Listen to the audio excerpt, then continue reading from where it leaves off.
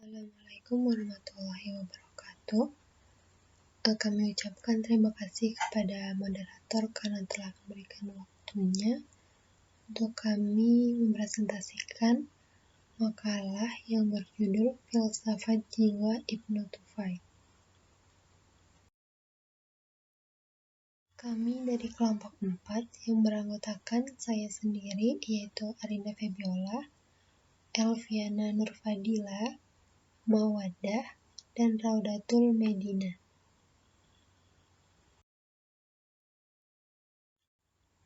Memasuki materi kita pada hari ini, bagian A, Riwayat Hidup Ibnu Tufail. Nama lengkap Ibnu Tufail ialah Abu Bakar bin Abdul Malik bin Muhammad bin Tufail al-Quraisy atau al-Quraisy al-Andalusi. Di barat, beliau lebih dikenal dengan nama latin Abu Basar. Beliau bergelar Al-Andalusi dan Al-Qurtubi. Beliau lahir di Wadi Ash atau Qadis atau Guadix, sebuah lembah yang subur terletak 16 km dari Granada, Andalusia, yang kini menjadi Spanyol, pada tahun 506 Hijriah atau 1110 Masehi. Ibnu Tufail berhasil tampil sebagai seorang yang alim di berbagai bidang keilmuan. Beliau menguasai ilmu kedokteran, kesastraan, matematika, astronomi, dan filsafat. Bahkan ilmu agama beliau amat mendalam, terutama di dalam bidang fikih.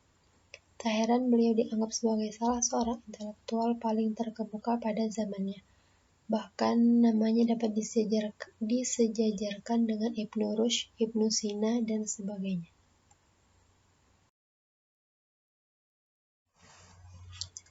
Saat memasuki usia remaja, beliau memilih untuk mengembara ke berbagai tempat. Di antaranya, beliau mempelajari ilmu kedokteran dan filsafat di Granada, Sivelli, dan Cordova. Konon ia juga berguru kepada Ibnu Bajjah, seorang ulama masyhur pada masa itu. Ibnu Tufail memulai karirnya sebagai dokter praktek di Granada, dan lantaran ketenarannya, ia kemudian diangkat menjadi sekretaris gubernur di provinsi itu. Pada tahun 594 Hijriah atau 1154 Masehi, beliau menjadi sekretaris pribadi gubernur Ceuta dan Tangier yang berkedudukan di Afrika Utara.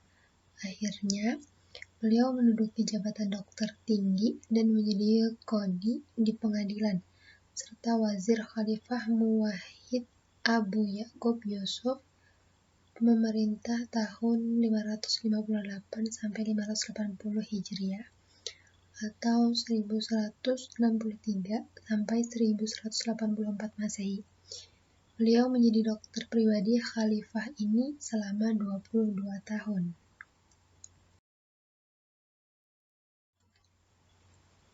Lanjut, B. Karya Ibnu Tufail. Jadi Ibnu Tufail itu berkompeten dalam bidang filsafat, sehingga beliau memiliki karya dalam bidang filsafat yang berjudul Hai Ibnu Yaghzan, yaitu kehidupan anak kesadaran. Yang kedua yaitu Asror al-Hikmah al-Masarikiyah. Selain berkompeten di bidang filsafat, beliau juga memiliki sebuah karya di bidang kedokteran, yaitu yang pertama Murajaat wa Mabahits, yang kedua Al-Kulliyat, dan yang ketiga Arjuzah fi At-Tib.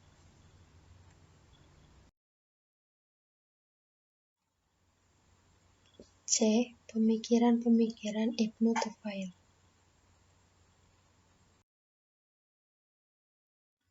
Yang pertama yaitu tentang Tuhan. Alam ini ada penciptanya, yang tiada lain adalah Tuhan. Tuhan itu jauh dari sifat kekurangan. Dialah Maha Wujud, dialah kesempurnaan, dialah kebaikan, dialah pengetahuan, dan dialah sumber segala yang wujud. Al-Quran Surah Al-Qasas ayat 88. Yang kedua yaitu tentang dunia kosmologis. Ibnu Tufail dalam pernyataannya menegaskan bahwa apabila alam ini baru diciptakan, berarti pasti ada yang menciptakan tidak dari dulu.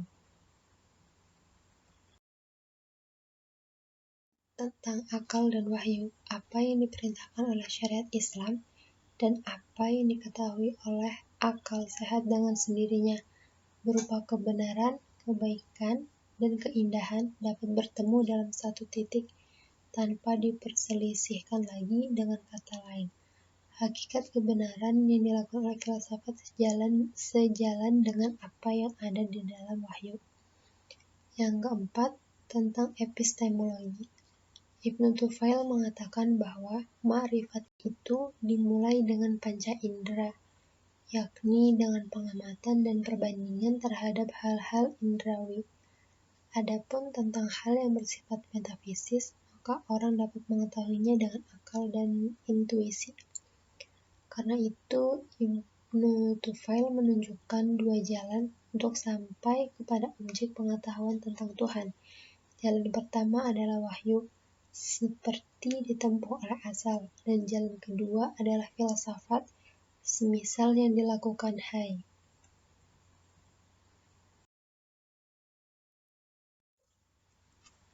Yang kelima yaitu tentang derajat intelektual manusia. Pada tokoh pelaku dalam Risalah Hayyu bin Yaqzan oleh Ibnu Tufail dimaksudkan sebagai simbol keanekaragaman derajat intelektual manusia.